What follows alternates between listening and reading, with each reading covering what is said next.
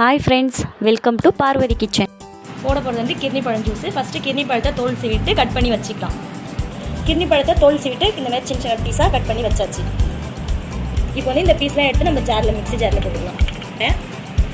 சர்க்கரை 1 கப் சர்க்கரை சேர்த்துருக்கேன். இது ஃபுல்லாத்துக்கும்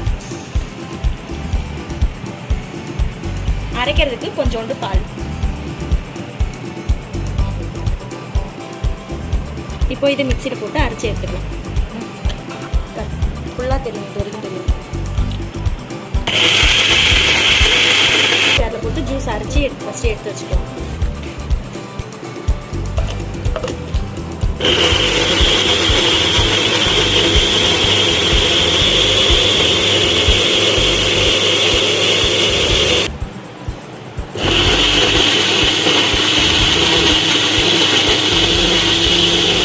டேஸ்டான கிர்னி பழம் ஜூஸ் ரெடி.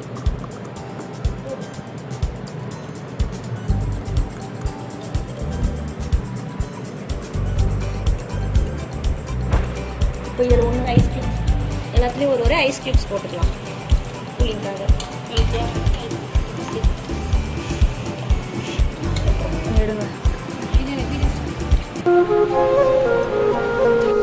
லைக் பண்ணுங்கள், ஷேர் பண்ணுங்கள். மோர் வீடியோஸ் பார்க்க நம்ம சேனலை சப்ஸ்கிரைப் பண்ணுங்கள்.